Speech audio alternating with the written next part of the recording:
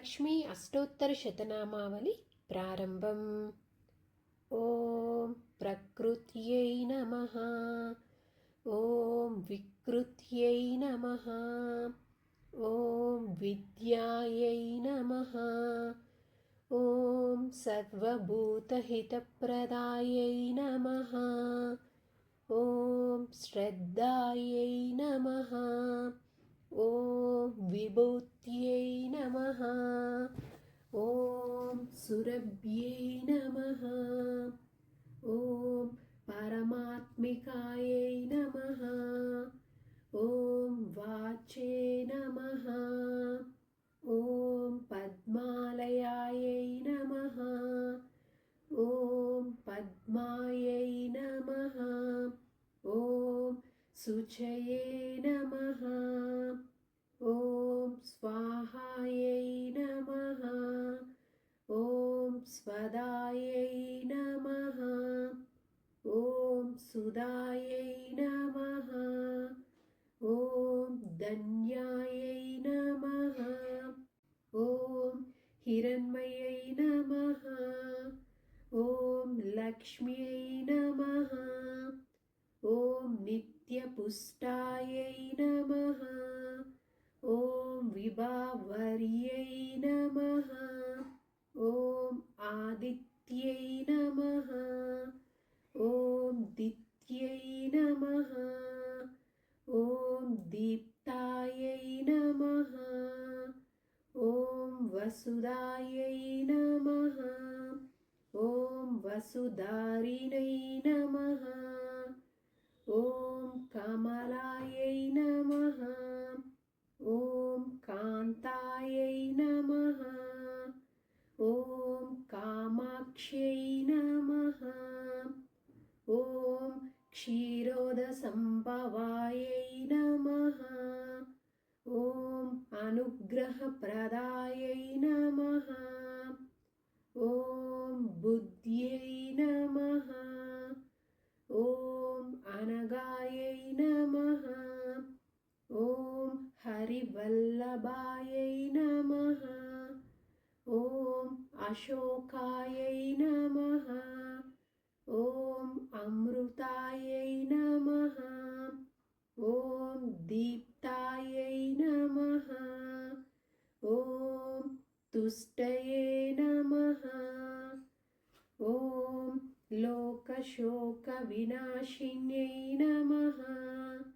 ఓం ధర్మనిలయాయై నమః. ఓం కరుణాయై నమః. ఓం లోకమాత్రే నమః. ఓం పద్మప్రియాయై నమః. ఓం పద్మహస్తాయై నమః.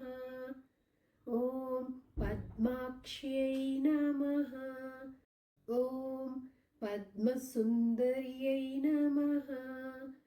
ఓం పద్మోభవాయై నమః. ఓం పద్మముఖయై నమః. ఓం పద్మనాభప్రియాయై నమః.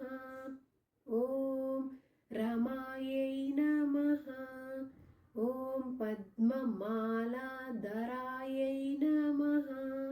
ఓం దేవ్యై నమః. ఓం పద్మిన్యై నమః. ఓం పద్మగంధిన్యై నమః. ఓం పుణ్యగంధాయై నమః.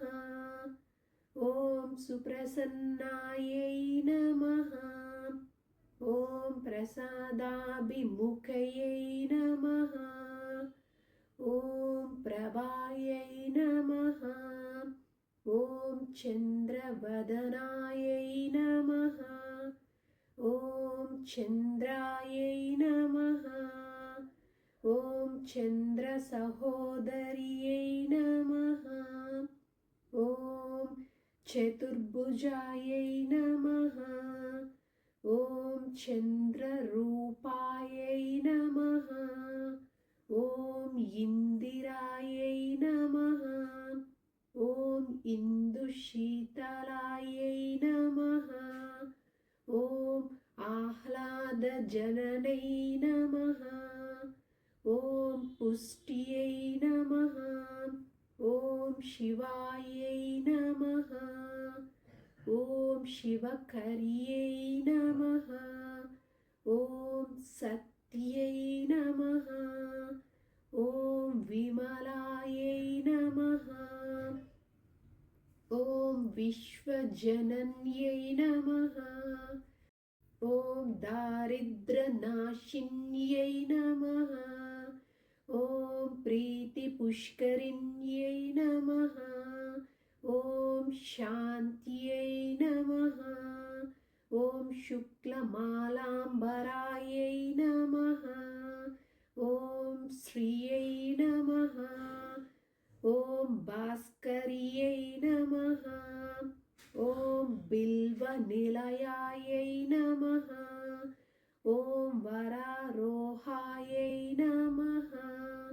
ॐ यशस्विन्यै नमः। ॐ वसुन्धरायै नमः। ॐ उदराम्गायै नमः। ॐ हरिण्यै नमः। ॐ हेममालिनै नमः। ॐ धनधान्यकर्यै नमः। ॐ सिद्धयै नमः। ॐ स्त्रैणसौम्यायै नमः। ॐ शुभप्रदायै नमः।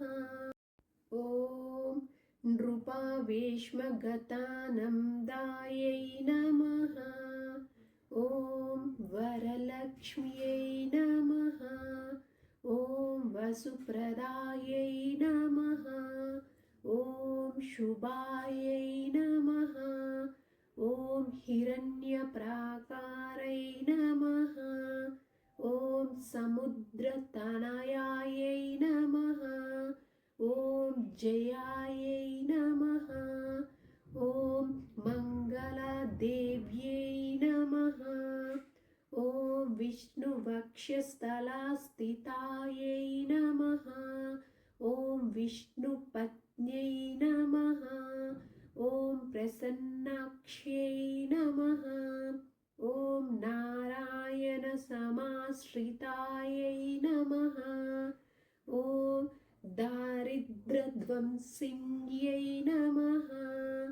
ॐ सर्वोपद्रववारिण्यै नमः। ॐ नवदुर्गायै नमः। ॐ महाकाल्यै नमः। ॐ ब्रह्मविष्णुशिवात्मिकायै नमः। ॐ त्रिकालज्ञानसम्पन्नायै नमः। ॐ भुवनेश्वर्यै नमः। इति श्री लक्ष्मीदेवी अष्टोत्तरशतनामावली सम्पूर्णम्।